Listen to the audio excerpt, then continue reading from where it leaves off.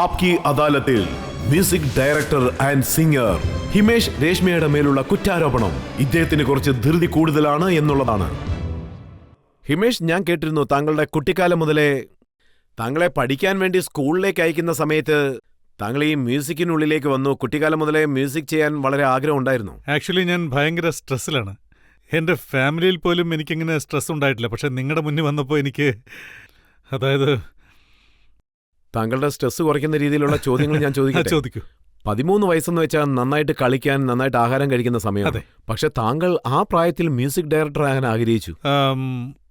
സത്യം എന്താന്ന് വെച്ചാൽ ഞാൻ മ്യൂസിക്കിൽ എന്തെങ്കിലുമൊക്കെ ആവണമെന്ന് വിചാരിച്ചിരുന്നു. അതിന് എൻ്റെ അച്ഛൻ ശരിക്കും പ്രോത്സാഹിപ്പിച്ചു അതിനുവേണ്ടി.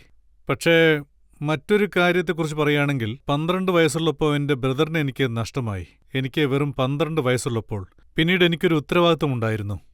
അതായത് ആർക്കും നേടാനാവാത്തത് എനിക്ക് നേടണമെന്നുണ്ടായിരുന്നു. അതിനാണ് ഞാൻ ഇറങ്ങിത്തിരിച്ചത്. ദൈവം എന്റെ കൂടെ. 16-ാമത്തെ വയസ്സിൽ ധാരാളം പാട്ടുകൾക്ക് സംഗീതം നൽകി വളരെ വേഗം ഉയർച്ചയിലേക്ക് പോകാൻ ആഗ്രഹിച്ചു. ഇത്രയ്ക്ക് ധൃതി വേണ്ടെന്ന് ആരും താങ്കളോട് പറഞ്ഞില്ലേ? പറഞ്ഞിരുന്നു. ഒരുപാട് പേർ പറഞ്ഞിരുന്നു, നീ ചെയ്യണമെന്ന് ആഗ്രഹിക്കുന്ന കാര്യം അത്ര എളുപ്പത്തിൽ നടക്കുന്നതല്ല എന്ന്. പക്ഷേ ഞാൻ നേരെ മറിച്ചാണ് അതിനെക്കുറിച്ച് ചിന്തിച്ചത്. ചെറിയ സിനിമയിൽ നിന്ന് തുടങ്ങരുത്. ഒരു വലിയ സിനിമയിൽ നിന്ന് തുടങ്ങുകയാണെങ്കിൽ അതിലെ പാട്ടുകൾ, അതായത് അതിൽ ഒരു പാട്ടാണെങ്കിൽ പോലും അത് തീർച്ചയായും എൻ്റെ അച്ഛന് സാറ്റിസ്ഫൈ ആകുമെന്ന് എനിക്ക് നല്ല ഉറപ്പുണ്ടായിരുന്നു. എൻ്റെ അച്ഛന് എനിക്ക് അത്ര ഇഷ്ടമാണ്. എൻ്റെ വിശ്വാസം എന്താണെന്ന് വെച്ചാൽ ഹിറ്റ് കൊമേഴ്സ്യൽ സെൻസ് എനിക്കുണ്ട്. പക്ഷേ കോമ്പോസിഷൻ ലെവലിൽ അങ്ങനെ ഇല്ലെന്ന് തോന്നിയാൽ എന്താണ് ചെയ്യേണ്ടതെന്ന് ഞാൻ ചിന്തിച്ചു. അതായത് ഈ പാട്ടിൽ എങ്ങനെയൊക്കെ കമേഴ്ഷ്യലിസം കൊണ്ടുവരാമെന്ന് ഞാൻ ചിന്തിച്ചു. രാഗം ബേസിൽ ഒരു കംപ്ലീറ്റ് മെലോഡിയാണ് ഞാൻ ശ്രമിച്ചത്. അതെനിക്ക് പ്യാർ കിയാത്തോ ഡർനാ കായിൽ അവസരമായി കിട്ടി. 1 മിനിറ്റിൽ ഞാൻ സോങ് കമ്പോസ് ചെയ്ത് കാണിച്ചു. അവരത് ഓക്കെ എന്ന് പറഞ്ഞു. അടുത്ത ദിവസം തന്നെ അതിന്റെ പ്രോസസ് തുടങ്ങി, റെക്കോർഡ് ചെയ്തു, പുറത്തിറങ്ങി. അത്രയേ ഉള്ളൂ. താങ്കളുടെ അച്ഛൻ ഇവിടെ സ്റ്റുഡിയോയിൽ വന്നിട്ടുണ്ട്. താങ്കൾ ഈ പ്രോഗ്രാമിന് വരുന്നതിന് മുമ്പ് അദ്ദേഹത്തിന്റെ അനുഗ്രഹം വാങ്ങിച്ചിട്ടാണ് വന്നത്. താങ്കൾ പറഞ്ഞതിൽ എത്രത്തോളം സത്യമുണ്ടെന്ന് അദ്ദേഹത്തിനോട് തന്നെ ചോദിക്കാം. ആസ് എൻ എവിഡൻസ് കോർട്ടിൽ ഞാൻ പ്രസന്റ് ചെയ്യാൻ ആഗ്രഹിക്കുകയാണ്. താങ്കളെക്കുറിച്ച് 2 കാര്യമാണ് ഇദ്ദേഹം പറഞ്ഞിരിക്കുന്നത്. അതിൽ ഒരു കാര്യം എന്താണെന്ന് വെച്ചാൽ മ്യൂസിക് ഡയറക്ടർ ആവണമെന്ന് കുട്ടിക്കാലം മുതലേ താങ്കൾ പുഷ് ചെയ്തെന്നാണ്. അതെ, അവന് 6 വയസ്സുണ്ടായിരുന്നപ്പോൾ ഞാൻ ഒരു പാട്ട് കമ്പോസ് ചെയ്തിരുന്നു. അത് ഞാൻ അവനോട് പാടാൻ പറഞ്ഞു. അവൻ ആ പാട്ട് പാടിയ രീതി, ഞാൻ ആ പാട്ട് എങ്ങനെയാണോ കമ്പോസ് ചെയ്തത് അതിനേക്കാളും 10 മടങ്ങ് അവന്റെ വികൃതിയും അതിൽ മിക്സ് ചെയ്ത് അവനത് കൊമേഴ്സ്യൽ ആംഗിളിൽ മിക്സ് ചെയ്ത് മാറ്റിക്കളഞ്ഞു. ഞാൻ ഈ പാട്ട് ഇങ്ങനെ മാറ്റിയെന്നും പറഞ്ഞ് അവൻ കാണിച്ചു തന്നു. ഞാൻ കൊടുത്ത അതേ പാട്ട് അവൻ വേറെ രീതിയിൽ പ്രസന്റ് ചെയ്ത് കാണിച്ചു. അപ്പോൾ എനിക്ക് തോന്നി ഇവന്റെ ഉള്ളിൽ എന്തോ ഒരു ശക്തി ഉണ്ട് എന്ന്. അപ്പം ഞാൻ വിചാരിച്ചു ഇവന് പൂർണ്ണമായിട്ടൊരു കമ്പോസർ ആവാൻ പറ്റുമെന്ന്. ഇപ്പോൾ ഇദ്ദേഹം കമ്പോസ് ചെയ്യുന്ന പാട്ടുകളിൽ താങ്കൾ പ്രതീക്ഷിക്കുന്ന രീതിയിലുള്ള പാട്ടുകളുണ്ടെന്ന് കരുതുന്നുണ്ടോ? അതെ, എന്റെ സ്വപ്നം യാഥാർത്ഥ്യമായി. അവന്റെ ഉള്ളിലുള്ള കഴിവ് അതെല്ലാവർക്കും ഉണ്ടെന്ന് പറയാൻ പറ്റില്ല. അത് ദൈവത്തിന്റെ അനുഗ്രഹമാണ്. ഞാൻ അവന് പറഞ്ഞുകൊടുത്ത കാര്യങ്ങളെക്കാളും അവൻ സ്വന്തമായി ഒരുപാട് കാര്യങ്ങൾ സാധിച്ചു.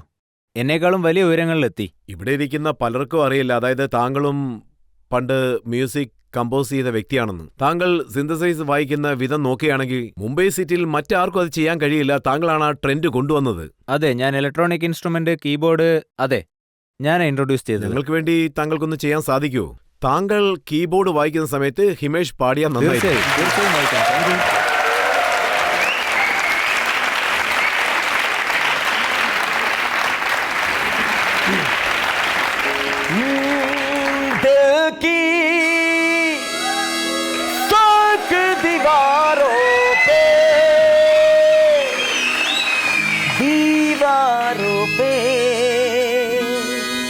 नाम है तेरा तेरा, नाम है तेरा तेरा, नाम है तेरा तेरा, नाम है तेरा तेरा, नाम है तेरा तेरा, नाम है तेरा तेरा.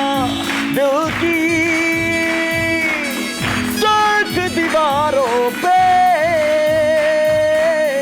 दीवारों पे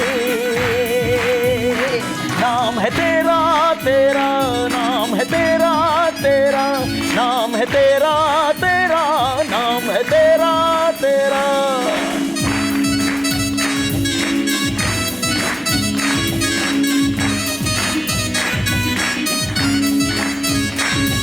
ओ आशिक बनाया, आशिक बनाया, आशिक बनाया, अपने तेरे बिन सूनी सूनी हदाएं तेरे बिन प्यासी प्यासी निगाहें तेरे बिन बिन अतर मेरी आए तेरे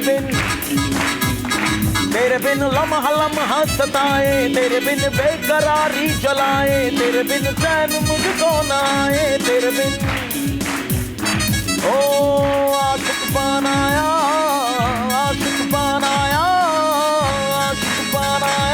अपने। Thank you.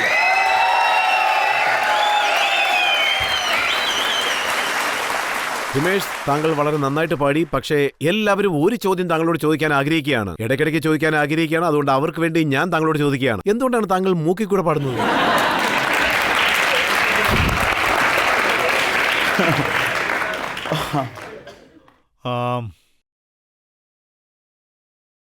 ഇതിനെന്ത് പറയാനാണ്? അതിനുവേണ്ടി ഞാൻ ശരിക്കും പറഞ്ഞാൽ വലിയ വലിയ വാക്കുതർക്കങ്ങൾ ഉണ്ടാവുന്നുണ്ട്. സത്യം പറയുകയാണെങ്കിൽ വലിയ പ്രശ്നം തന്നെയാണ് ഇപ്പോഴും പോയിക്കൊണ്ടിരിക്കുന്നത്. അതെ, ഞാൻ മൂക്കുകൊണ്ടാണ് പാടുന്നത്.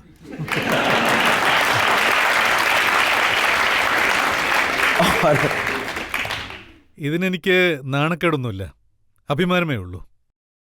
അതായത് നിങ്ങൾ എന്ത് വേണമെങ്കിലും പറഞ്ഞോളൂ, എങ്ങനെ വേണമെങ്കിലും റിയാക്ട് ചെയ്തു.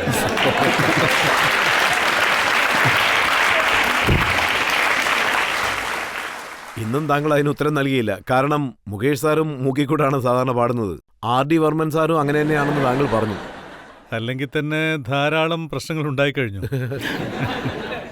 സത്യത്തിൽ ഞാൻ മുകേഷ് ജി, മുസ്രത്ത് ഫത്തേ അലി ഖാൻ, R.D. ബർമൻ ജി, ഇവരെയൊക്കെ ഞാൻ മെന്ററായി കരുതുന്നു, ഇവരെയൊക്കെ പൂജിക്കുന്നു. ആക്ച്വലി ഞാൻ പറയാൻ ഉദ്ദേശിച്ച കാര്യം അങ്ങനെ ആയിരുന്നില്ല. ഞാൻ ഹൈ പിച്ച് വോയിസിനെ കുറിച്ചാണ് പറഞ്ഞത്. ആ സമയത്ത് സ്വരങ്ങളിൽ ചിലത്, അതായത് ചില വരികൾ അങ്ങനെ വരൂ. ഇനി ഒരിക്കലും ഞാൻ ജീവിതത്തിൽ ആരെക്കുറിച്ചും ഒരു കാര്യവും പറയില്ല, ആരെക്കുറിച്ചും ഒന്നും പറയില്ല. അത് വേറെ രീതിയിലാണ് വ്യാഖ്യാനിക്കപ്പെടുന്നത്. ഞാൻ പറയുമ്പോൾ മാത്രം എങ്ങനെയാണ് ഇതൊക്കെ എങ്ങനെ വളച്ചൊടിക്കപ്പെടുന്നതെന്ന് എനിക്ക് മനസ്സിലാവുന്നില്ല. അതിന്റെ പേരിൽ ഒരുപാട് പ്രശ്നങ്ങളുണ്ടായി. ശരിക്കും പറഞ്ഞാൽ ആശാജി എന്നോട് ദേഷ്യപ്പെടുക. ശരി, മറ്റൊരു കാര്യം പറയൂ. ആശാജി നിങ്ങളെപ്പറ്റി ഹിമേഷ് R.D. ബർമനെ കുറിച്ച് ഇങ്ങനെ പറഞ്ഞതിന് നേരിട്ട് വന്ന് അടിക്കണമെന്നാണ് പറഞ്ഞത്. ആ അടിക്കുന്ന ശബ്ദം താങ്കളുടെ ചെവിയിൽ വന്ന് പതിച്ചോ? അല്ല, ശരിക്കും ഞാൻ വളരെ എമോഷണലായി. ശരിക്കും ആ സമയത്ത് അങ്ങനെ ആയിപ്പോയി. അത്രയ്ക്ക് ഫീലിംഗ് ആയിരുന്നു ഞാൻ തെറ്റിയതെന്നും പറഞ്ഞ്. എനിക്ക് വല്ലാത്ത വിഷമമായിരുന്നു.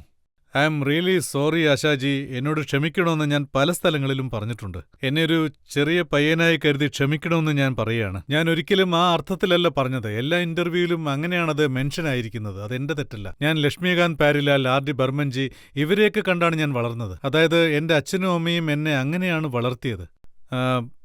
എന്റെ വയസ്സിന് മൂത്തവരെ ബഹുമാനിക്കണമെന്ന് എനിക്ക് നന്നായിട്ടറിയാം. അവരെ ഒരിക്കലും അപമാനിക്കുന്നയാളല്ല ഞാൻ. ഈ ഒരു കാരണം കൊണ്ട് നിങ്ങളുടെ മകൻ ഇത്തരക്കാരനാണെന്ന് ഒരിക്കലും അവരുടെ മുഖത്തു നോക്കി ആരും പറയാൻ പാടില്ല. I am sorry. സോ ഇന്ന് താങ്കൾ പബ്ലിക്കായിട്ട് അംഗീകരിക്കുകയാണ്, അതെ ഞാൻ മൂക്കിൽ കൂടാണ് പാടുന്നത്, എപ്പോഴും ഇത് ഇങ്ങനെ തന്നെ ആവും എന്നാണോ പറയുന്നത്? ഓക്കെ,